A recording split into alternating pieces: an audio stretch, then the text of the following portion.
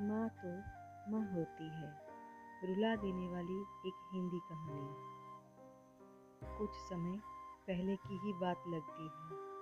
छोटा सा मोंटी अपनी माँ शारदा के साथ खुशी से रहता था।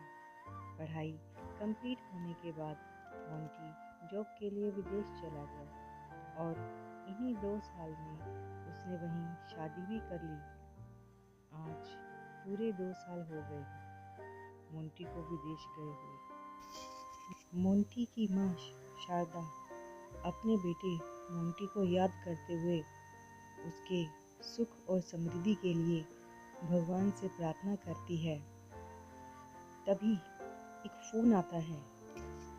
हेलो माँ, मैं मोंटी बोल रहा हूँ। कैसी हो माँ? अपनी नम आंखें साफ करते हुए शारदा जी ने जवाब दिया। मैं ठीक हूँ बेटे। ये बताओ तुम और बहू दोनों कैसे हो? हम दोनों ठीक हैं माँ। आपकी बहुत याद आती है। अच्छा सुनो माँ, मैं अगले महीने इंडिया आ रहा हूँ तुम्हें लेने। क्या? खुशी में शारदा ने कहा। मोंटी ने कहा, हाँ माँ, अब हम सब साथ ही रहेंगे। नीतू कह रही थी माँ जी को अमेरिका ले आओ, वहाँ अकेली बहुत परेशान हो रही होंगी। हेलो, सुन रही हो ना माँ? मोंटी बोला। हाँ हाँ बेटा, कहते हुए बुरी आंखों से खुशी की अश्रुधारा बह निकली। बेटे और बहू का प्यार रग रग में दौड़ने लगा। जीवन के 70 साल गुजार चुकी शारदा ने जल्दी से अपने पल्लू से आंसू पोंछे और बेटे से बात करने लगी। पूरे 2 साल बाद बेटा घर आ रहा था। बूढ़ी शारदा ने मोहल्ले भर में दौड़ दौड़ कर ये खबर सबको सुना दी।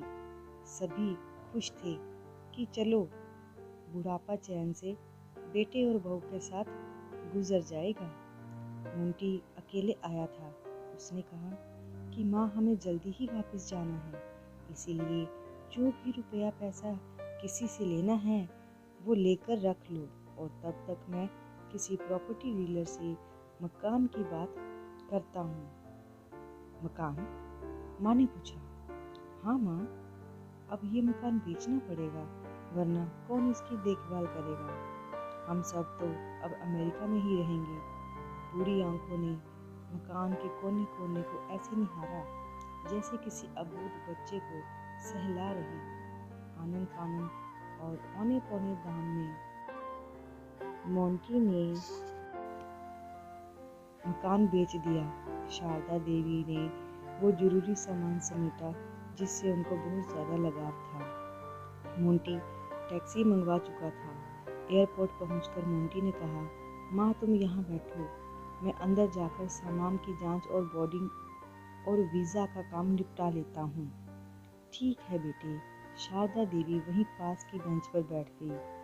काफ़ी समय बीत चुका था। बाहर बैठी शारदा देवी बार बार उस दरवाजे की तरफ देख रही थी जिसमें मोंटी गया था, लेकिन अभी तक बाहर नहीं आया।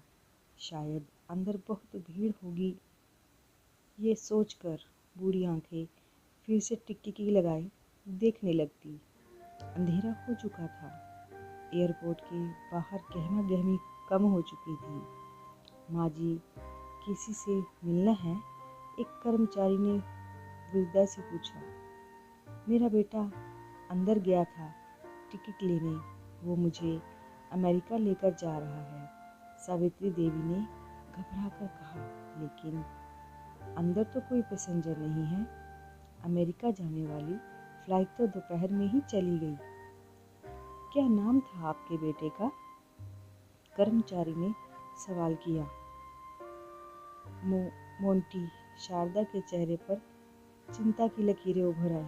कर्मचारी अंदर गया और कुछ देर बाद बाहर आकर बोला, माँ जी, आपका बेटा मोंटी तो अमेरिका जाने वाली फ्लाइट में कब से जा चुका है।